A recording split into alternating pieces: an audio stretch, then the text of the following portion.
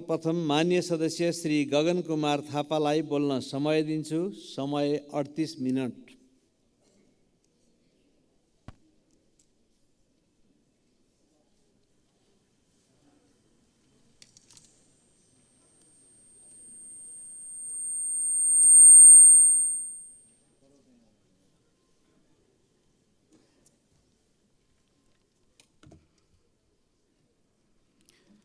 सम्माननीय सभामुख महोदय, केशव कुमार बुढाथोकी संविधान सभाको निर्वाचित सदस्य त हुनुहुन्थ्यो नै। हाम्रो पार्टी नेपाली कांग्रेसका एकजना पुरानो नेता, लोकतान्त्रिक आन्दोलनका एक सक्रिय अभियन्ता र झापा जिल्लाको त्यहाँको जनताहरूको एउटा प्रिय नेताको रूपमा र निडर व्यक्तित्व बना आफ्नो मान आर्जन गर्नुभएको नेता हुनुहुन्थ्यो। हिजो हामीले उहाँलाई गुमाएका छौँ। यो क्षणमा म उहाँलाई सम्झन चाहन्छु, उहाँको परिवारप्रति हार्दिक समवेदना प्रकट गर्न चाहन्छु र उहाँप्रति भावपूर्ण श्रद्धाञ्जली अर्पण गर्छु। भर्खरै मात्र हामीले जानकारी प्राप्त गऱ्यौँ कि आदरणीय पद्मप्रसाद पाण्डे महासचिव नियुक्त हुनुभएको छ। म नेपाली कांग्रेस पार्टी, नेपाली कांग्रेसको सिङ्गो संसदीय दलको तर्फबाट मलाई बधाई दिन चाहन्छु र यो कार्यकालको सम्पूर्ण सफलताको कामना पनि गर्छु। हामी आजबाट अधिवेशनको एउटा नयाँ यात्रामा निस्किएका छौँ। योभन्दा अघिल्लो अधिवेशन हाम्रो लागि धेरै सम्झना योग्य रहेन। सरकार आफैले पनि यो कुरालाई स्वीकार गरेको छ। त्यही भएर यो पटक अघिल्लो अधिवेशनभन्दा फरक बनाउँछु भनेर हामीसँग वाचा गरेको छ। यो पटक म थुप्रै संसदलाई काम दिन्छु। खास गरिकन संविधान कार्यान्वयनसँग जोडिएका थुप्रै कानुनहरू बनाउनु बाँकी छन्। ती कानुनहरू बनाउनलाई संसदको यो अधिवेशनमा सांसदहरूलाई भ्याइ नभ्याइ हुन्छ भन्ने सरकारको बाचा छ। अर्थतन्त्रलाई चलायमान बनाउनका निम्ति पनि थुप्रै कानुनहरू परिमार्जन गर्नुपर्नेछ, कानुनहरू बनाउनु पर्नेछ। यी सन्दर्भमा पनि मैले काम गर्छु भनेर भनेको छ। संहिता कार्यान्वयन लगायतका विषयहरू पनि सरकारले प्राथमिकतामा राख्छु भनेर भनेको छ। हामी त्यसको प्रतीक्षा गरिरहेका छौँ। संसद स्वयं आफैले पनि अघिल्लो अधिवेशनभन्दा म अलिकति काम गर्ने तरिका बदल्छु भनेर हामीले अस्ति पहिलो दिनबाटै यो यात्रा सुरु गरेका छौँ। हामी अलिकति आफ्नो काम गर्ने तरिकालाई व्यवस्थित बनाउँछौँ। हामी एउटा कार्यतालिका बनाएर काम गर्छौँ। हाम्रो संसदीय समितिहरूलाई पनि हामी थप क्रियाशील बनाउँछौँ। हामी संसद समयमा चलाउँछौँ। हामी संसदबाट सरकारले ल्याएका कामहरू समयमा टुङ्ग्याउँछौँ भन्ने हाम्रो वाचा छ। त्यो वाचामा हामी सबै प्रतिबद्ध छौँ नै। संसदीय समितिहरूले पनि यही अनुरूप आफूलाई ढाल्नेछन् भन्ने हाम्रो अपेक्षा छ। संसदीय समितिहरूको विश्वसनीयताको प्रश्न पनि छ। कतिपय सन्दर्भमा हामीले निर्देशन दिनका निम्ति हतारो गरेका छौँ। कतिपय सन्दर्भमा आरोप प्रत्यारोप पनि गरेका छौँ। कतिपय सन्दर्भमा प्रक्रिया मिचिएको र अपारदर्शी भएको भन्ने विषयहरू पनि सँगसँगै उठेर आएको छ। यो सबै कुराले संसदीय समितिको विश्वसनीयता घटाउँछ। त्यो भनेको सिङ्गो संसदको विश्वसनीयता घटाउँछ। सरकार नयाँ ढङ्गले काम गर्छु भनिरहेको बेलामा व्यवस्थापिका संसदको नेतृत्व सम्माननीय सभामुखले व्यवस्थापिका संसदलाई फरक ढङ्गले चलाउँछु भनिरहेको बेलामा संसदीय समितिको नेतृत्व गर्ने हामी जो छौँ, हामी सबैले पनि हाम्रो संसदीय समितिलाई फरक ढङ्गले चलाउँछु भन्ने एउटा सङ्कल्प गर्नै पर्नेछ। हामीसँग विगतका अनुभवहरू छन्। कहिलेकाहीँ एउटै विषयलाई दुईटा तिनटा संसदीय समितिहरूको क्षेत्राधिकार हो कि भनेर अलमल हुँदै गर्दा सँगै बसेर काम गरेका अनुभवहरू छन्। म यो क्षणमा स्वर्गीय रविन्द्र अधिकारीलाई सम्झिरहेको छु। जतिखेर उहाँ विकास समितिको सभापति हुनुहुन्थ्यो, म त्यो बेलामा कृषि जलस्रोत समितिको सभापतिको रूपमा काम गरिरहेको थिएँ। सम्माननीय स्वर्गीय सुशील कोइराला प्रधानमन्त्री हुनुहुन्थ्यो। कतिपय विषयहरूमा हामी सँगै एउटै समिति जस्तो बसेर सँगै काम गर्थ्यौँ, सरकारलाई बोलाउँथ्यौँ र त्यो बेलामा सरकारले पनि हाम्रो कुरालाई गम्भीरतापूर्वक लिन्थ्यो। आरोप प्रत्यारोप भन्दा फरक ढङ्गबाट पनि काम गर्ने ठाउँहरू छन् भन्ने सन्दर्भमा हामी सबैले सोच्नुपर्ने बेला आएको छ। यो अधिवेशनको दौरानमा संसदीय समितिले थुप्रै कामहरू गर्नुपर्नेछ, कानुनहरू बनाउनु पर्नेछ। कानुन बनाउने विषयका सन्दर्भमा पनि हामी आफैले पनि यो छोटो समयमा केही तितो अनुभवहरू गरेका छौँ। यी कुराहरूमा हामी सबै खुला हृदयले समीक्षा गर्न तयार छौँ भन्ने पनि म ठान्दछु। यही क्रममा हामी राजनीतिक दलहरू जो अहिले संसदभित्र छौँ, हामीले पनि आफ्नो काम गर्ने तरिका बदल्नु परेको छ। यो संसदको सबभन्दा ठुलो दल भएको हिसाबले नेपाली कांग्रेस यो सन्दर्भमा आफूलाई अझै बढी जिम्मेवारीका साथमा प्रस्तुत गर्नुपर्छ भन्ने ठान्दछ। यही सोचेर हामीले भर्खरै बसेको संसदीय दलको बैठकबाट गम्भीरतापूर्वक छलफल गरेर एउटा सङ्कल्प गरेका छौँ कि यो पटकको संसदको अधिवेशनमा हाम्रो उपस्थितिलाई हामी थप जिम्मेवार बनाउनेछौँ, हामी आफूलाई थप क्रियाशील पनि बनाउनेछौँ र सरकारले संसदबाट जे कुराहरूको अपेक्षा गरेको छ संसदको ठुलो दलको हिसाबले यो जिम्मेवारीका साथमा हाम्रो क्रियाशीलताले सरकारको त्यो अपेक्षा पुरा गर्नको लागि र आम नागरिकको संसदप्रतिको अपेक्षा पुरा गर्नका निम्ति हाम्रो भूमिका तदनुरूप गर्नेछौँ भन्ने हिसाबले हामीले आफ्नो बैठकबाट केही निर्णयहरू गरेका छौँ र त्यही निर्णयले अनुरूप यो अधिवेशनभरि हाम्रा सांसद साथीहरू चल्नुहुन्छ भन्ने कुरामा म आश्वस्त पार्न पनि चाहन्छु। तर यो सँगसँगै हामीले हाम्रो यो संसदलाई आम नागरिकसँग कसरी जोड्ने भन्ने पनि हेर्नुपर्नेछ। हिजोको मात्र एउटा तथ्याङ्क हामीले हेऱ्यौँ भने पर्यटकहरूबाट जति रकम नेपाल भित्रिन्छ, हामी 10 लाख पर्यटक पुग्यो भनेर भन्छौँ, त्योभन्दा बढी रकम नेपाली विद्यार्थीहरूले बाहिर पढ्नको लागि लिएर गए भन्ने तथ्याङ्क हामीले हिजो मात्र पढ्यौँ। हामीले आफ्नै वरिपरि पनि थुप्रै केटाकेटीहरू बाहिर पढ्न गएको हामीहरू देख्छौँ। हुन त कहिलेकाहीँ हामीहरू मिथ्याङ्कहरूको सहारा पनि लिन्छौँ। नेपालमा खास गरिकन चिकित्सा लगायतका कतिपय विषयका सन्दर्भमा हामीले भ्रामक धारणाहरू बनाएर राखेका छौँ। नेपालको वरिपरि सिमाना क्षेत्रमा दर्जनौँ नर्सिङ कलेजहरू खोलेका छन्, त्यहाँ हजारौँ विद्यार्थीहरू पढ्न गएका छन् भनेर कहिलेकाहीँ आफू आतङ्कित हुन्छौँ, अरूलाई आतङ्कित बनाउँछौँ।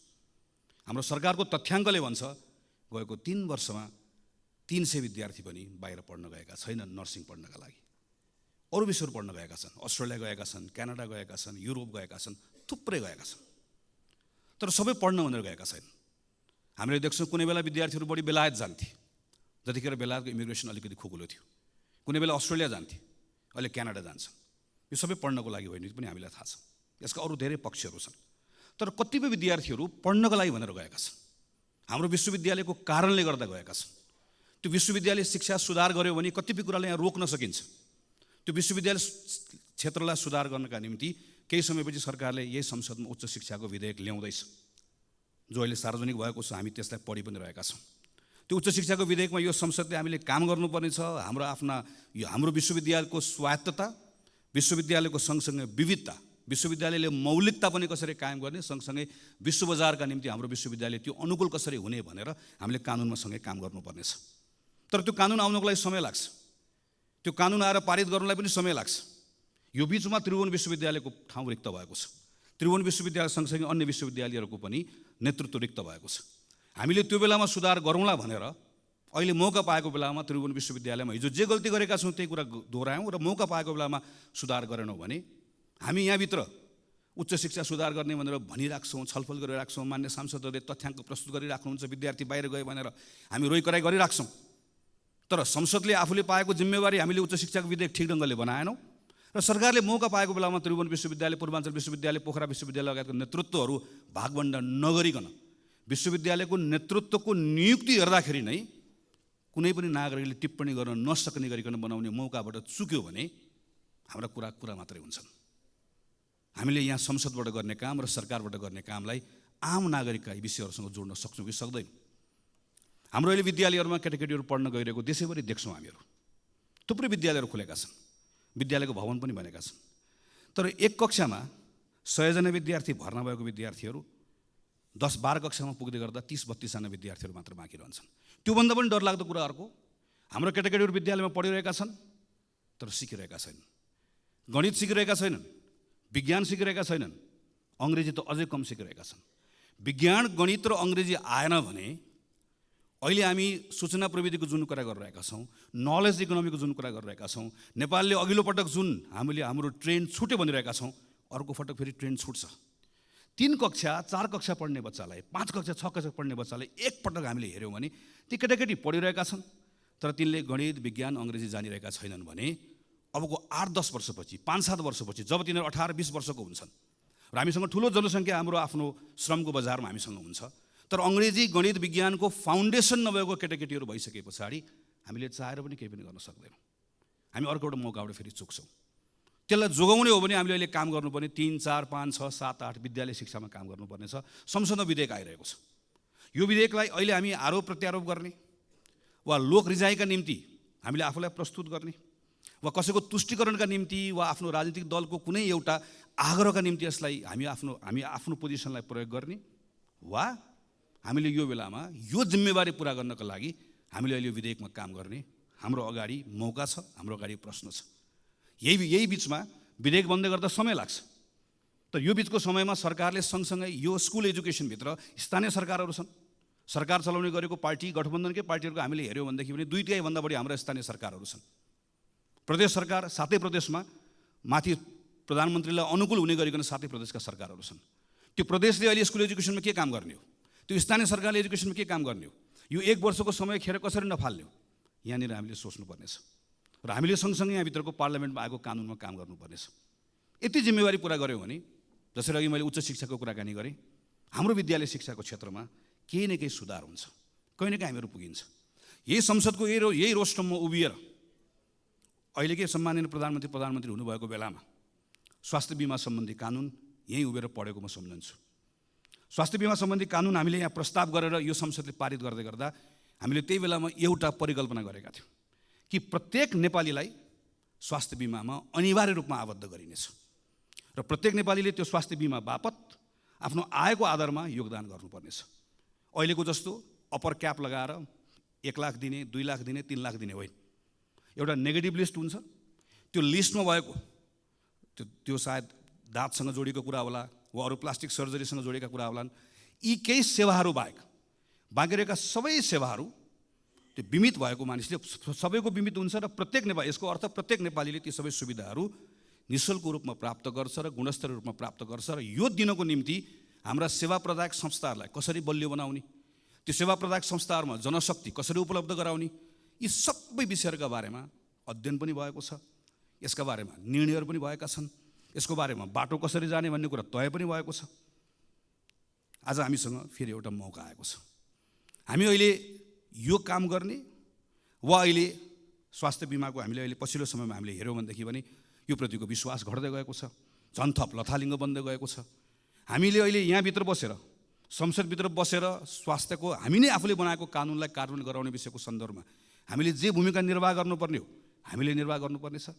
सरकारको ठाउँबाट जे भूमिका निर्वाह गर्नुपर्ने हो सरकारले निर्वाह गर्नुपर्नेछ। यी साना कामहरू हुन्, मैले भनेका योभन्दा धेरै ठुल्ठुला कामहरू अहिलेका काम हुन् भन्ने लाग्न सक्दछ, तर यस्तो होइन। सम्माननीय सभामुख महोदय, अहिले हामी समुदायमा नेपाली कङ्ग्रेस भन्ने एउटा अभियान अन्तर्गत देशैभरि हिँडिरहेका छौँ। खास गरिकन यो पछिल्लो 6-8 महिना 1 वर्षभित्र नागरिकहरू के सोचिरहेका छन्, हामीलाई कसरी हेरिरहेका छन्, सिङ्गो प्रणाली, हाम्रो अहिलेको व्यवस्था, हाम्रो अहिलेको अवस्था, यी सबैको बारेमा नजिकबाट केही कुराहरू सुनौँ भनेर देशभरि साथीहरू हिँडिराख्नु भएको छ।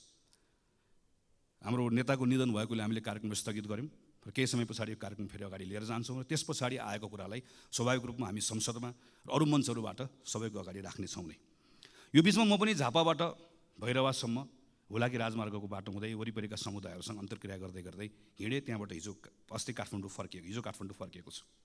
यो बिचमा मैले देखेँ कि हाम्रा पूर्वाधारहरूको अवस्था, चाहे त्यो ठुलो पूर्वाधार होस्, चाहे झापाको त्यो कन्काई पुल होस्, मोरङको रतुवामाई पुल होस्, वा धनुषाको कमलाको पुल होस्, वा बाटोमा परेका सिँचाइका ठुला आयोजनाहरू हुन् वा सानसाना आयोजनाहरू, चाहे सानो होस् चाहे मध्यम होस्, यी सबै आयोजनाहरूको बेहाल छ। अहिले भर्खर पनि यहाँ बाटोको कुरा निस्क्यो, सडकको कुरा निस्क्यो। अहिले नारायणगढ बुटवलको सडकबाट हामीहरू धेरै हिँडेका छौँ। हामी अहिले यही यता पोखरासम्म जाने बाटोमा यहाँ सबैजना हिँडेका छौँ। हामी यो विषयमा छलफल गर्दै गर्दा के कुरा भन्छौँ भने कहिलेकाहीँ हामी ऐनमा समस्या छ त्यस कारणले गर्दा भयो भनेर भन्छौँ, कहिले वन मन्त्रालयले रुख काट्न दिएन त्यस कारणले गर्दा भयो भनेर भन्छौँ। अहिले पछिल्लो समयमा के भन्न थालेका छौँ भने सरकारले भुक्तानी दिएन त्यस कारणले गर्दा समस्या भयो भनेर भन्छौँ।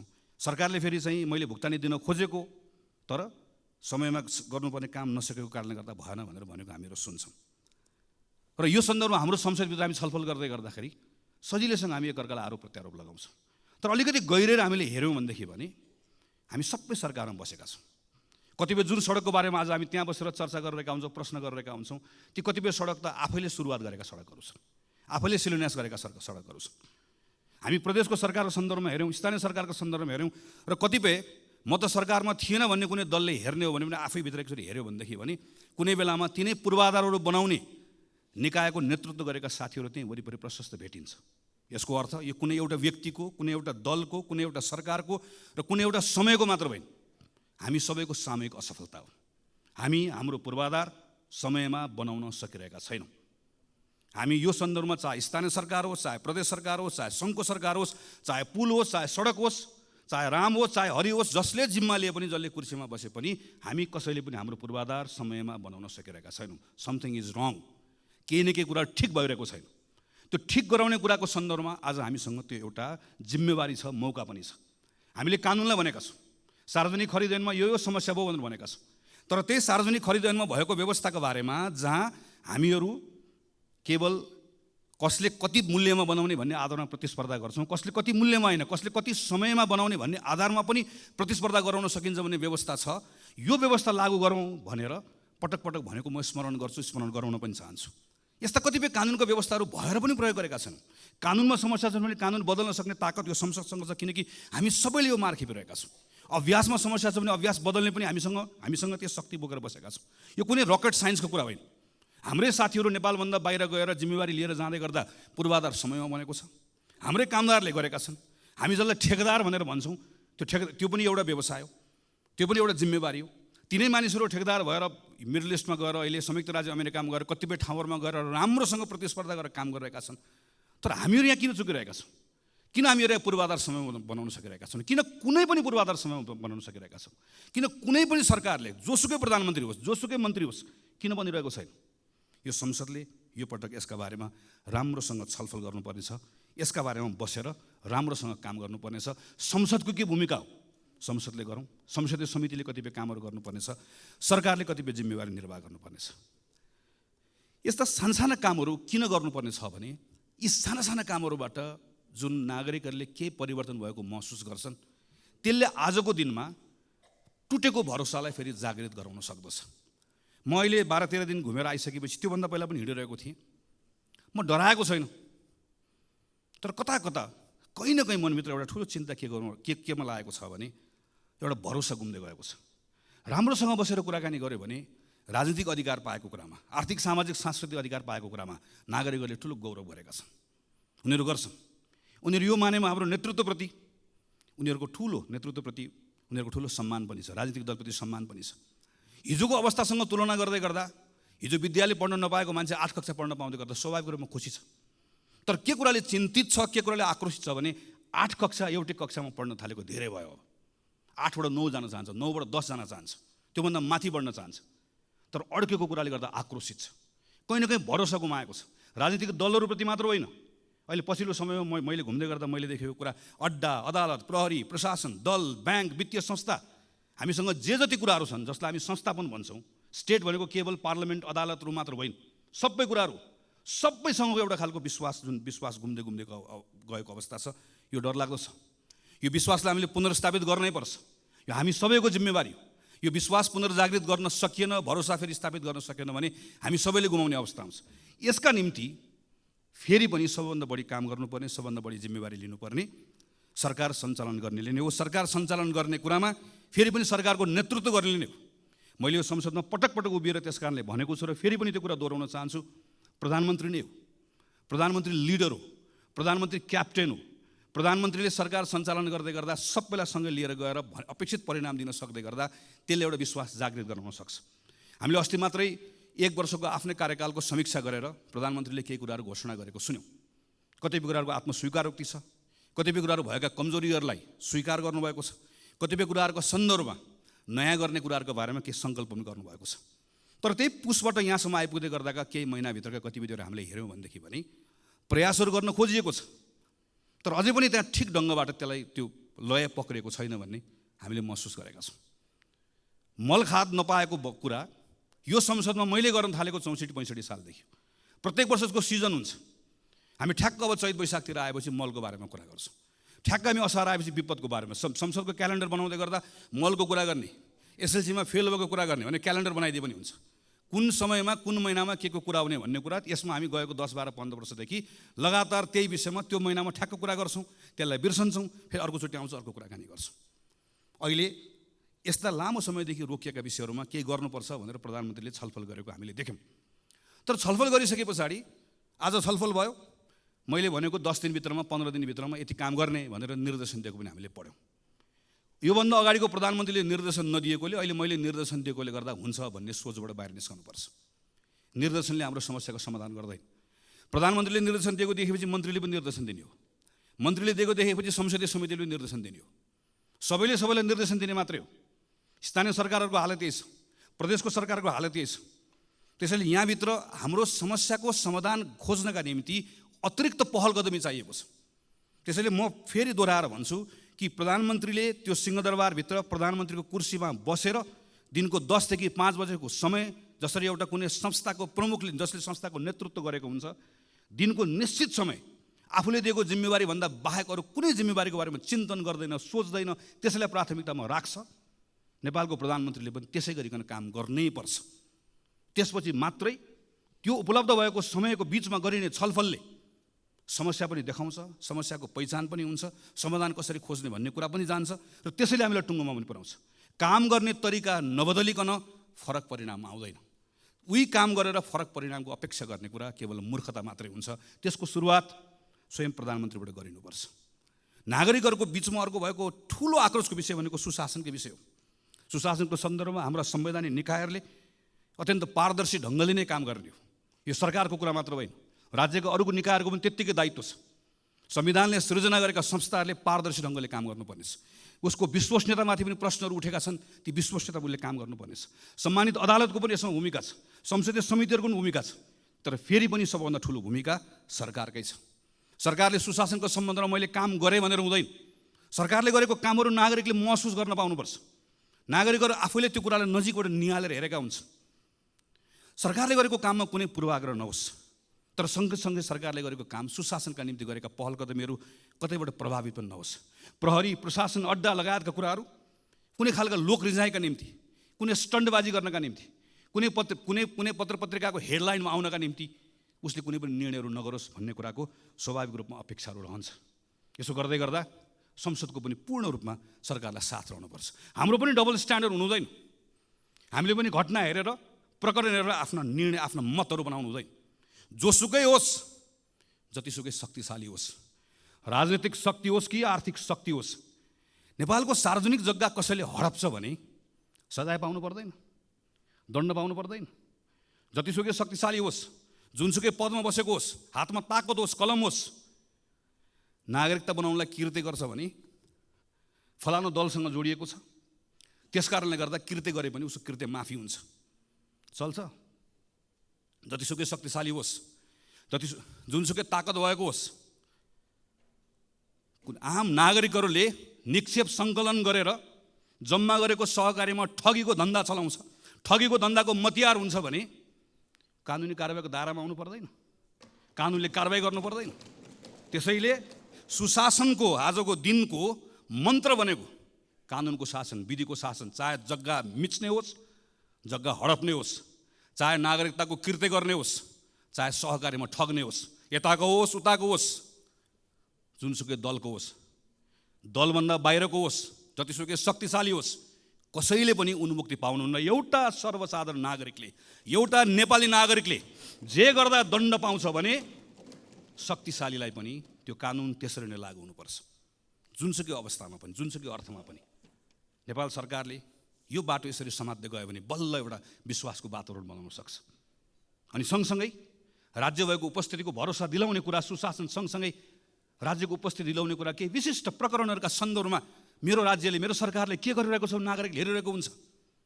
हामी यो संसदमाबाट सुन्न चाहन्छौँ सम्माननीय प्रधानमन्त्रीकै मुखबाट जाजरकोट रुकुममा भूकम्प पीडितहरूको अहिले अवस्था के छ भन्ने कुरा पत्र पत्रिकामा आउन छोडे भनेर तिनका बारेमा हामीले सोच्न छोड्यौँ, हामीले छलफल गर्न छाड्यौँ, राज्यले त्यसका बारेको संवेदनशीलता गुमायो भने राज्य हुनुको अर्थ हुँदैन। हामी विपिन जोशीका बारेको कुरा यहाँ बसेर थाहा पाउन चाहन्छौँ। हामी यो बेलामा रुसमा अलपत्र परेका नेपाली युवाहरू फर्काउनका निम्ति सरकारले गरेको प्रयास अपुग भयो, अपर्याप्त भयो। त्यसका निम्ति थप काम गर्नुपर्छ। ती जसरी लगेका हुन् त्यो लानेहरू एउटा एउटा ठगलाई छाड्नु पनि हुन्न, एउटा एउटाले दण्ड पनि पाउनुपर्छ, तर तिनका निम्ति सम्पूर्ण प्रयास लाउनुपर्छ। एउटा एउटा आमाको आँखामा बगेको आँसु पुस्नका निम्ति राज्यले सम्पूर्ण ताकत लगाउनुपर्छ, अनि बल्ल राज्य भएको अनुभूति हुन्छ। सडक दुर्घटनामा मरेका मानिसहरूका बारेमा मर्छ, रिपोर्ट बन्छ, सहकारीबाट ठगिएका मानिसहरूका बारेमा रिपोर्ट बन्छ। ती सबै रिपोर्टहरू दराजमा गएर थन्किएर बसेका छन्। हामी हेर्न चाहन्छौँ यो अधिवेशनको दौरानमा सरकारले गरेको काम, अनि सरकारका मन्त्रीहरूले यहाँ उभिएर मैले यो रिपोर्ट पढेर यसको आधारमा यो 5वटा काम गरेँ भनेर त्यहाँ उभिएर हामी प्रश्न गर्न चाहन्छौँ, त्यहाँ उभिएर हामी सुझाव दिन चाहन्छौँ, त्यहाँ उभिएर परिणाम आएको हेर्न चाहन्छौँ। हामी सरकारलाई मद्दत गर्न चाहन्छौँ, किनकि आजको दिनको सरकारको कुरा मात्र होइन, सरकारमा बसेको कारणले गर्दा मात्र होइन।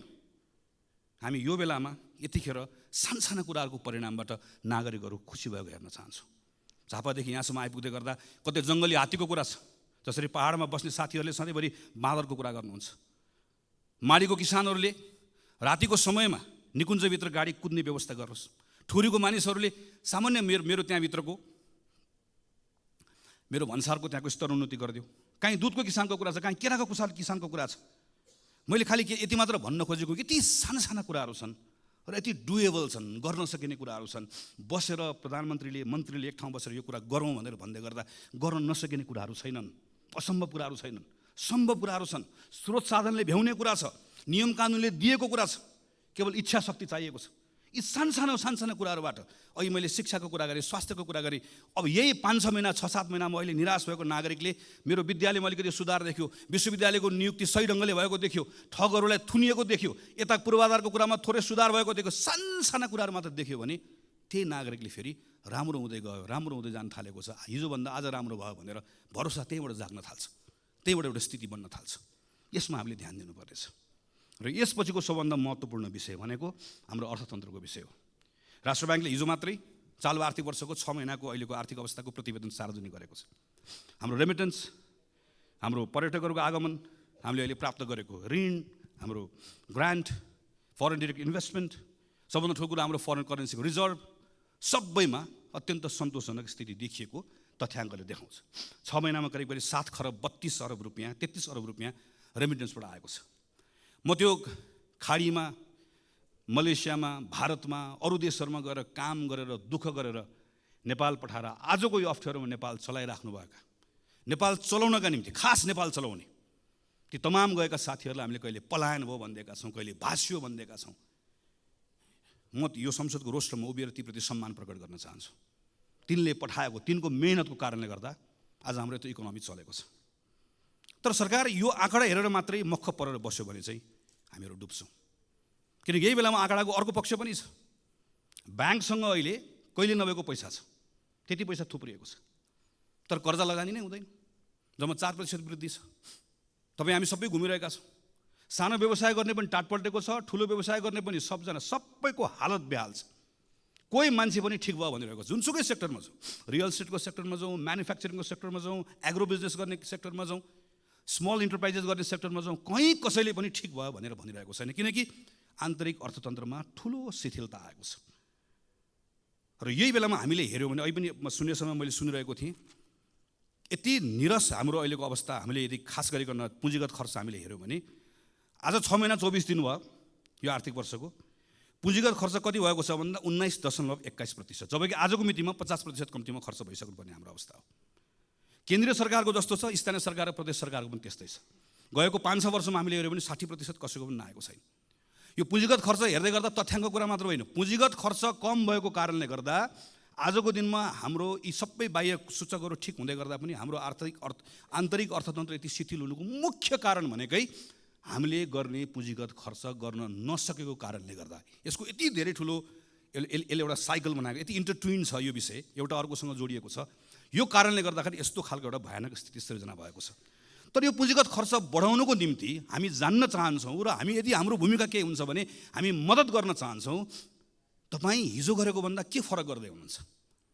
हाम्रो प्रधानमन्त्री कार्यालय, हाम्रो अर्थ मन्त्रालय, हाम्रो अरू मन्त्रालयहरू, समग्रमा सरकार हिजो गरेको भन्दा के फरक गर्दैछ, के नयाँ ढङ्गले गर्दैछ, जसको आधारमा हामी विश्वास गर्न सक्छौँ कि अब पुँजीगत खर्च हिजोको भन्दा फरक हुन्छ। हामी त नयाँ बजेटको बारेमा छलफल गर्न थाल्यौँ, गर्ने पनि पर्नेछ, हामीले भनेको टाइममा गरौँ भनेर। तर नयाँ बजेटको छलफलको कुराको अर्थ के? पुरानो बजेटको बारेमा हामी सक्यो। अस्तिसम्म हामी पुरानो बजेटमा छलफल गर्दैथ्यौँ। बजेट कार्यान्वयनको अहिले चरणमा यति निराश लाग्दो अवस्था भएको बेलामा हामीले यो बेलामा पुँजीगत खर्च बढाउने विषयको सन्दर्भमा हामी यो गर्छौँ, यसरी गर्छौँ भन्ने कुरा भनेनौँ, गरेनौँ भने यसले हाम्रो अवस्था बदलाव ल्याउँदैन। हामी चाहन्छौँ सरकारले यसका बारेमा प्रयासहरू गरोस्, गरि पनि रहेको छ। कतिपय गरेको कुराहरूको बारेमा हामी जानकारी पनि चाहन्छौँ, हामी सूचित पनि हुन चाहन्छौँ, हामी त्यहाँ सुझाव दिन चाहन्छौँ, हामी सँगसँगै यी विषयहरूमा काम गर्न चाहन्छौँ। यति गर्न सकियो भने त्यसले थोरै सरकारलाई स्पेस दिन्छ। त्यो स्पेस पाएपछि अब के कानुनहरूमा काम गर्नुपर्नेछ। कम्तीमा पनि 5वटा कानुन खारेज गर्नुपर्नेछ। 28वटा कानुन, विदेशी लगानी, सार्वजनिक निजी साझेदारी लगायत हामीले टिपेर हेर्दै गर्दाखेरि करिब 28वटा नयाँ कानुनहरू यहाँभित्र बनाउनु पर्ने र परिमार्जन गर्नुपर्ने छ। अर्थात् करिब 40को हाराहारीमा यो संसदले अबको 5-6 महिनाभित्र कानुनमा काम गर्नुपर्नेछ। हामी ती कानुनमा काम गर्न तयार छौँ। पहिला सानो क्विक विन्सहरू हामीलाई चाहियो। त्यसले थोरै विश्वासको वातावरण बनाउँछ। त्यति विश्वासको वातावरण बनाइसकेपछि हामीले कानुनमा सुधार गर्नुपर्नेछ, त्यसले अझै वातावरण दिन्छ। त्यति वातावरण दिएपछि अनि हामीले अर्थतन्त्रको संरचनागत सुधार गर्नै पर्नेछ, किनकि हामी निर्वाचनमा जाने, निर्वाचन जित्ने, बहुमतको सरकार बन्ने, संविधान बनिसक्यो, कुनै अहिले युद्ध द्वन्द्व केही छैन, हामी सामान्य अवस्थामा छौँ। यो अवस्थामा पनि हामीले अर्थतन्त्रको संरचनागत सुधार गरेनौँ। हेर्नुहोस् त, हाम्रो व्यापार घाटा हामी अहिले हेऱ्यौँ भने हामी बङ्गलादेश जस्तो हुने भन्छौँ म्यानुफ्याक्चरिङ सेक्टरमा। हाम्रो अहिले करको दर जुन छ, करको यो दर राखेर हामी बङ्गलादेश जस्तो हामी म्यानुफ्याक्चरिङ सेक्टर बन्न सक्छौँ। हामी पर्यटनमा यत्रो ठुलो आशा गरिरहेका छौँ, तर आजको दिनमा हाम्रो म्यानुफ्याक्चरिङ सेक्टर लगायतको यी सेक्टर्सहरूबाट हामीले रोजगारी सृजना गर्न सकेनौँ भनेदेखि भने हाम्रो अर्थतन्त्रको हालत अहिले जे छ अझ योभन्दा पनि कमजोर बन्दै जान्छ। हाम्रो अर्थतन्त्रमा संरचनागत सुधार नगरिकन हाम्रो अवस्था बदलिन्न। संरचनागत सुधारको लागि पहिलो पाइला नचालिकन गन्तव्यमा पुगिन्न। पहिलो पाइला चाल्नको लागि आत्मविश्वास चाहिएको छ। आत्मविश्वासको लागि अहिले केही सुधार गर्नुपर्नेछ। सानो सुधार गऱ्यौँ, थोरै ठाउँ दिन्छ। थोरै ठाउँमा बसेर कानुनी सुधार गरौँ, अझै ठुलो ठाउँ दिन्छ। अनि त्यो ठुलो ठाउँले आत्मविश्वास दिन्छ। त्यसपछि हामीले संरचनागत सुधार हामीले गर्नै पर्छ। हाम्रो अहिलेको जस्तो एग्रिकल्चर राखेर, अहिलेको जस्तो म्यानुफ्याक्चरिङ राखेर, अनि अहिलेको जस्तो हाम्रो यति यो खालको सर्भिस सेक्टर राखेर, अनि सर्भिस सेक्टरको हाम्रो कन्ट्रिब्युसन चाहिँ 60%भन्दा बढी सर्भिस सेक्टरको भनेर हामीले भन्ने, तर हाम्रो सर्भिस सेक्टर जुन खालको छ, यो खालको सर्भिस सेक्टर राखेर हामी कहीँ पनि पुग्दैनौँ। हामीले एउटा ठुलो जम्प गर्नुपर्ने छ। त्यो जम्प गर्नको लागि हामीलाई एउटा ठुलो आधार चाहिएको छ। यसका निम्ति सम्माननीय सभामुख महोदय, योभन्दा राम्रो मौका कहिले आउँछ? संविधान बन्यो, संहिता आयो, सङ्घ छ, प्रदेश छ, सबैतिर अहिले एक खालको अनुकूलता छ, सबैतिर एउटा खालको वातावरण छ। हामीलाई कुनै बाह्य कारणले गर्दा अप्ठ्यारो भएको छैन। हामी सबै सहजतामा छौँ। हामी सबै सहजतामा भएको बेलामा पनि नेपाल सङ्कटमा छ, नेपाल सङ्कटमा छ, नेपाल अप्ठ्यारोमा छ भनेर भन्ने हो भने चाहिँ सजिलो चाहिँ कहिले हुने हो? के भयो भने चाहिँ नेपाललाई सङ्कटबाट बाहिर निकाल्ने हो त हामीले। त्यसरी यो बेलामा फरक ढङ्गले काम गर्ने कुरामा सरकारले सोचोस् भन्ने हो। र नेपाली कङ्ग्रेस पार्टी हामी संसदको ठुलो दलको हिसाबले यो अभियानमा हामी सरकारमा छौँ, हाम्रो जिम्मेवारी छ, त्यहाँ पनि छँदैछ। हामी यो संसदको यो ठाउँबाट पनि सरकारले बनाउने कानुन, सरकारले यहाँबाट खोजेका तमाम कुराहरूका सन्दर्भमा हामी सहयात्रा गर्न चाहन्छौँ। हामी सँगसँगै मद्दत पनि गर्न चाहन्छौँ। यी सबै विषयहरू छलफल गर्दै गर्दा संविधानको अर्को पाटो हामीले बिर्सनौँ न। हामीले संविधानमा दलितका बारेमा कुरा गरेका छौँ, मधेसीका बारेमा कुरा गरेका छौँ, महिलाका बारेमा कुरा गरेका छौँ, अल्पसङ्ख्यकका बारेमा कुरा गरेका छौँ। यी तमाम विषयहरूको कुराकानी गर्दै गर्दा यो केवल बोल्ने विषय मात्र होइन। केही समयपछि संसदमा निर्वाचनको ऐन आउँदैछ, राजनीतिक दल सम्बन्धी ऐन आउँदैछ। यी तमाम कानुनहरूमा छलफल गर्दै यो पटक संसदले यहाँभित्र फेरि के हावी नहोस् भन्नेतर्फ सचेत रहनै पर्छ भने संविधानको त्यो मर्म जसले दलित, महिला, मधेसी, मुस्लिम सबैको, अल्पसङ्ख्यक सबको समान प्रतिनिधित्वको कुरा गर्छ, समान हैसियतको कुरा गर्छ, हाम्रा कानुनहरू पछाडि नफर्क्यौँ, हाम्रा कानुनहरू यो त्यो रिग्रेसिभ बाटोमा नजाओस् भन्नेतर्फ पनि संसदको यो अधिवेशनमा हामीले यथेष्ट ध्यान पुर्याउनु पर्नेछ। पछिल्लो समयमा हामी के देख्दै गएका छौँ भने डेमोक्रेसीको एउटा सुन्दर पक्ष भनेको असहमति राख्न पाउने कुरा हो, आफ्नो फरक मत राख्न पाउने कुरा हो। तर केन्द्र कतिपय ठाउँमा सङ्घको सरकार पनि हामी कतिपय ठाउँमा अनुदार हुँदै गर्दा त्यसको सिको प्रदेशको सरकारले, त्यसको सिको स्थानीय सरकारहरूले गर्न थालेर एउटा नागरिकका समूहले आफ्नो मागहरू राख्दै गर्दा, हाम्रो असहमतिहरू राख्दै गर्दाखेरि हामी हाम्रो सिभिक स्पेसहरू हामीले खुम्चाउँदै जाँदै गर्दा, साँगुरो बनाउँदै जाँदै गर्दा यसले अनुदार चेहरा देखाउने, चरित्र देखाउने मात्र होइन, त्यसले त्यो डेमोक्रेसीको सबैभन्दा सुन्दर पक्षलाई सङ्कुचित गर्दै गर्दा यो प्रतिको विश्वास पनि उड्दै जान्छ। यो तर्फ पनि सरकार सचेत रहनुपर्नेछ र संसद पनि सचेत रहनुपर्नेछ। हामीले पनि सरकारलाई यो सन्दर्भमा हामी यो त्यो नभनिकन उसलाई सचेत गराउनु पर्ने, उसलाई ख्याल गराउनु पर्नेछ कि डेमोक्रेसीमा यहाँ संसदभित्र मात्र होइन, संसदमा हामीले सरकारलाई औँला तेर्साउन पाएको जस्तै नागरिकले पनि रत्न पार्कमा बसेर सरकारलाई औँला तेर्साउन पाउनुपर्छ, चाहे त्यो स्थानीय सरकार होस्, चाहे त्यो सङ्घको सरकार होस्। त्यो स्पेस यदि खुम्चिँदै गयो, साँगुरो हुँदै गयो भने त्यो आक्रोश सिङ्गो प्रणालीले थेग्नु पर्ने अवस्था आउँछ, जुन हामीले थेग्न नसक्ने अवस्था बन्न सक्दछ। त्यसैले सम्माननीय सभामुख महोदय, नेपाली कङ्ग्रेस पार्टीको तर्फबाट हामी यो पटकको यो अधिवेशन यसपटक हाम्रै माग, हामी सबैको माग रह्यो, हामी बजेटको प्री बजेट छलफल पनि अहिले गर्दैछौँ। यसलाई पनि हामी सार्थक बनाउन चाहन्छौँ, यो औपचारिकता मात्र नहोस् भन्ने चाहन्छौँ। हामी सरकारले भनेका तमाम जुन कमिटमेन्ट अनुसारको कानुनहरू यो संसदको अधिवेशनमा आओस् भन्ने चाहन्छौँ। त्यो सक्रियतापूर्वक त्यसमा हामीहरू भाग लिएर अन्य दलहरूसँग पनि सहकार्य गरेर हामी छिटोभन्दा छिटो हाम्रो संविधानको मर्म अनुसारको कानुनहरू बनाएर यहाँबाट पारित होस् भन्ने अवस्था होस् भन्ने हामी चाहन्छौँ।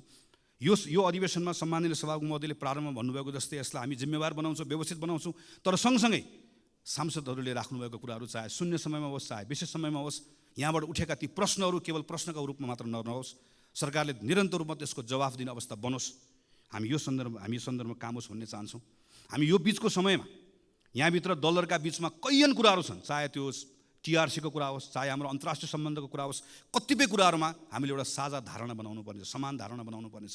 संसदभित्र हुने छलफलले, यहाँभित्र हुने वाद विवादले, यहाँभित्र हुने बहसले एकतालाई बल पुऱ्याओस्। चाहे त्यो शान्ति प्रक्रिया टुङ्ग्याउने सन्दर्भमा होस्, चाहे त्यो हाम्रो अन्तर्राष्ट्रिय सम्बन्ध, यो दल त्यो दल नबनिकन नेपालको अन्तर्राष्ट्रिय सम्बन्धलाई सबैले अन गर्ने हाम्रो आफ्नो अन्तर्राष्ट्रिय सम्बन्ध बनाउने कुराको सन्दर्भमा, चाहे अहिले अप्ठ्यारोमा परेका इकोनोमीका कतिपय कुरालाई सुधार गर्ने विषयका सन्दर्भमा हामीभित्र हुने यहाँभित्रको छलफलले, प्रश्नले, वाद विवादले, यहाँभित्रको बहसले त्यसलाई बल पुऱ्याओस्, अझै सँगै काम गर्ने कुरामा त्यसलाई ताकत दियोस्। हामी यो चाहन्छौँ र यसका सन्दर्भमा नेपाली कांग्रेस पार्टीको तर्फबाट सम्पूर्ण रूपमा हाम्रो कमिटमेन्ट छ। हामीले यो पटक अस्ति भर्खर बसेको संसद दलको बैठकको निर्णयमा भनेका छौँ, संविधानको रक्षा, यो व्यवस्थाको सुदृढीकरण र आम नागरिकहरूले व्यवस्थासँग गरेको जुन अपेक्षा छ त्यसलाई पुरा गर्ने भन्दा आजको दिनमा हाम्रो लागि अर्को कुनै विषय छैन, हाम्रो लागि अर्को कुनै प्राथमिकता छैन। त्यो नै हाम्रो लागि सर्वोपरि छ। त्यही मान्यताका साथमा यो पटकको संसदको अधिवेशनभरि यो हाम्रो पार्टीको तर्फबाट यहाँ उपस्थित रहनुभएको सबै सांसद साथीहरूले व्यक्तिगत रूपमा पनि र कतिपय ठाउँमा संसदीय समितिभित्र सबै ठाउँमा कानुन निर्माण गर्ने कुरामा, संसदको बहसमा, छलफलमा यी सबै कुराहरू सकारात्मक ढङ्गबाट जिम्मेवारीका साथमा क्रियाशील भएर कानुनहरू निर्माण गर्ने कुरा निष्कर्षमा पुगोस्। सरकारमाथि निरन्तर प्रश्न पनि होस्, कतिपय ठाउँमा प्रतिरोध पनि होस्, बहस पनि होस्, छलफल पनि होस्, सुझाव पनि होस्, सहकार्य पनि होस्। यी विषयका सन्दर्भमा हाम्रा सांसद साथीहरूले काम गर्ने भन्ने सन्दर्भमा जुन स्वाभाविक पनि छ, तर अझै बढी जोड दिएर हामीले अस्ति भर्खर भएको बैठकबाट निर्णय गरेका छौँ। त्यसैले आज पहिलो हाम्रो पार्टी दलको तर्फबाट आफ्नो विषयहरू राखेर आफ्नो विषयहरू टुङ्ग्याउने क्रममा म सिङ्गो सम्मानित सभामुख महोदय मार्फत सिङ्गो संसदलाई यो कुरामा आश्वस्त पार्न चाहन्छु कि जसरी यो अहिलेको यो अधिवेशन यसलाई सार्थक बनाउने भनेर सरकारले, सम्माननीय सभामुख महोदयले, सबै राजनीतिक दलका शीर्ष नेताहरूले, हामी सबैले एउटा सोच बनाएका छौँ, सङ्कल्प बनाएका छौँ। यो सङ्कल्पलाई पुरा गर्ने साथमा हामी नेपाली कांग्रेस पार्टीको तर्फबाट 100% हाम्रो यसमा संलग्नता रहन्छ, 100% हाम्रो सक्रियता रहन्छ र हामी अन्य दलहरूसँग, संसदभित्र रहनुभएका तमाम अरू सबै दलहरूसँग कानुन निर्माण गर्ने कुरा, सुशासनका कुरा, भ्रष्टाचार अन्त्य गर्ने कुरा र हाम्रो अर्थतन्त्रलाई चलायमान बनाउने कुरा र संविधानलाई कार्यान्वयन गर्ने कुरा, खास गरिकन संहिताको कार्यान्वयन गर्ने कुरा, सुशासनको कुरा लगायतका तमाम विषयहरूका सन्दर्भमा हामी सहकार्य पनि गर्न चाहन्छौँ। ती सहकार्यको त्यो सहकार्य गर्ने विषयको सन्दर्भमा पनि हामीहरू खुला छौँ र हामी किन पनि यो ठान्दछौँ भने आजको यो घडी, अहिले यो बेलाको समय यत्रो सफलता प्राप्त गरिसकेपछि यही संविधान सभामा, पहिलो संविधान सभा त्यसका दृश्यहरू याद छ, दोस्रो संविधान सभा त्यसको दृश्यहरू याद छ, त्यति अप्ठ्यारो समयहरू हामीले पार गरेर आयौँ। आज त धेरै सहजता छ, धेरै अनुकूलता छ, तर यो सहजता र अनुकूलताको बिचमा पनि एक प्रकारले सम्मानित सभामुख महोदय राजनीतिक दलहरूको अग्नि परीक्षाको जस्तो समय छ। तर यो दलको मात्र अग्नि परीक्षा होइन, सिङ्गो लोकतान्त्रिक प्रणालीको अग्नि परीक्षा जस्तो छ। लोकतान्त्रिक प्रणालीको मात्र होइन, हाम्रो समय नै एक प्रकारले अग्नि परीक्षामा गएको जस्तो भएको छ। किन?